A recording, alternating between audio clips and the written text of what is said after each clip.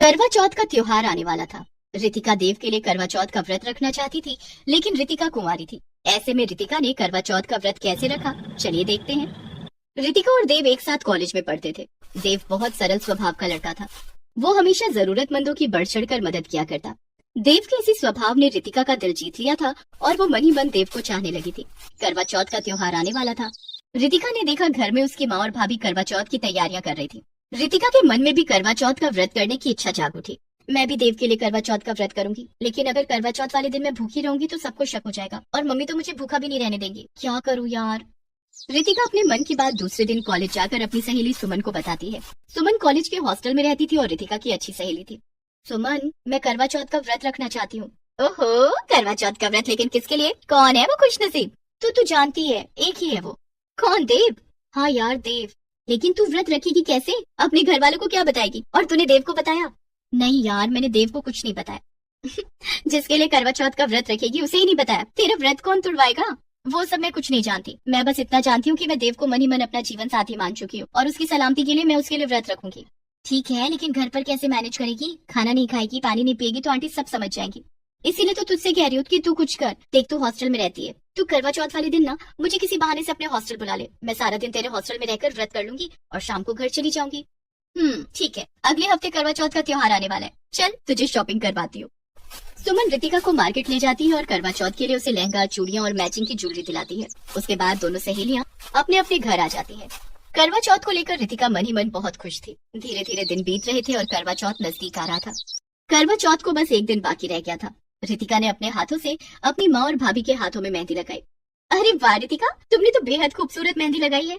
हाँ, इस मेहंदी के लिए तो तुझे पूरे 500 रुपए मिलते हैं।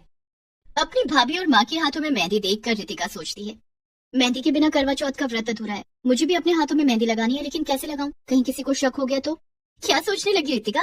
भाभी, आप दोनों के हाथों की मेहंदी देखकर ऐसा लग रहा है कि काश मेरे हाथों में भी मेहंदी लग जाए। लगवा देंगे, जल्दी ही तेरे हाथ पीले कर देंगे। अगले साल ही तू करवा चौथ पर मेहंदी लगवा लेना। लेकिन माँ, अगले साल किसने देखा है? मेरा तो अभी बहुत मन हो रहा है। ठीक है, तेरा अभी मन है तो जा बाजार जाके मेहंदी लगवा ले। ये मेरी तरफ से 500 रुपए और जाकर मेहंदी लगवा लो। एक ही तो ननद है मेरी, उसकी हर इच्छा पूरी होनी चाहिए। रितिका पार्लर जाती है और दोनों हाथों में मेहंदी लगवाती है। मेहंदी के बीचों बीच उसने देव के नाम का पहला अक्षर डी भी लिखवा लिया। दूसरे दिन करवा चौथ का त्योहार था। सुबह 4 बजे रितिका की भाभी और माँ सरगी कर रही थी। अब सरगी के लिए क्या बहाना बनाऊं? कोई बात नहीं, देव के लिए तो मैं बिना सरगी के ही व्रत कर सकती हूँ। ऐसा सोचकर रितिका सो जाती है। सुबह जब उसकी नींद खुली तो उसने सुमन को फोन किया। सुमन ने फोन पर उसे कुछ बताया। Okay done. फोन रखकर रितिका रसोई में चली जाती है और अपने पापा विनोद, भाई विजय के लिए चाय नाश्ता बनाने लगती है। थोड़ी देर के बाद वो टेबल पर चाय नाश्ता लगाती है और सबको बुलाती है। अरे रितिका बेटी, तेरा चाय नाश्ता कहाँ है? तू अपना भी चाय नाश्ता ले आ। हाँ हाँ रितिका, आओ, हम सब साथ मिलकर चाय नाश्ता करेंगे। हाँ, अभी लाती हूँ। रितिका रसोई में जाकर सोचने लगती है, अरे ये सुमन की बच्ची को क्या हो गया? अभी तक उसने फोन क्यों नहीं किया? कहीं मुझे सबके साथ चाय नाश्ता न करना पड़ जाए। रितिका एक प्लेट में चाय नाश्ता लेकर बाहर आती है, तभी उसके फोन की घंटी बजती है। रितिका फोन उठाती है। हेलो सुमन, कैसी है तू? मैं बिल्कुल भी ठीक नहीं हूँ। क्यों, क्या हुआ तुझे? मुझे बहुत तेज बुखार है, तू मेरे पास जल्दी आ जा। मुझे डॉक्टर के पास ले चल।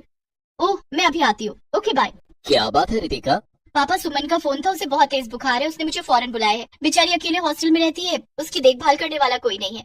कोई बात नहीं रितिका, तू जल्दी उसके पास चली जा। हाँ, लेकिन पहले नाश्ता तो कर ले। भैया, मैं नाश्ता पैक कर लेती हूँ, सुमन के साथ वहीं कर लूंगी।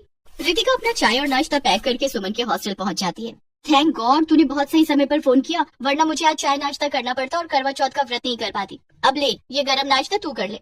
सुमन हंसते हुए कहती है, अरे वाह, आलू के पराठे और गर्मा गर्म चाय, मेरी तो मौज हो गई। सुमन की देखभाल के बहाने रितिका सारा दिन उसके साथ हॉस्टल में रहती है और भूखी रहकर करवा चौथ का व्रत करती है। शाम के समय सुमन रितिका को नया लहंगा पहनाकर खूब अच्छे से तैयार करती है। दोनों सहेलियां मंदिर जाती हैं, जहां रितिका करवा चौथ की पूजा करती है और कथा सुनती है। रितिका और सुमन हॉस्टल लौट रहे थे, तभी रास्ते में उसकी भाभी खुशबू की नजर उस पर पड़ती है। खुशबू और विनीता भी पूजा करके मंदिर से लौट रहे थे। माँ जी, वो देखिए रितिका। खुशबू बहू, रितिका तो सुमन के हॉस्टल में है। सुमन बीमार है, उसकी देखभाल कर रही होगी। यहाँ तुझे रितिका कैसे नजर आ गई? तुझे जरूर कोई गलतफहमी हुई है। नहीं माँ जी, कोई गलतफहमी नहीं हुई है मुझे। ध्यान से देखिए, वो रितिका ही है, लाल रंग के लहंगे में।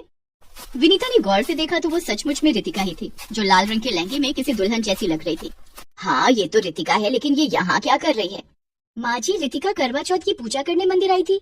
क्या? करवा चौथ की पूजा? तो क्या रितिका ने करवा चौथ का व्रत रखा है? हाँ माँ जी, मुझे तो कुछ ऐसा ही लग रहा है। लेकिन आखिर वो है कौन जिसके लिए हमारी बेटी ने करवा चौथ का व्रत रखा है, ये तो हमें पता करना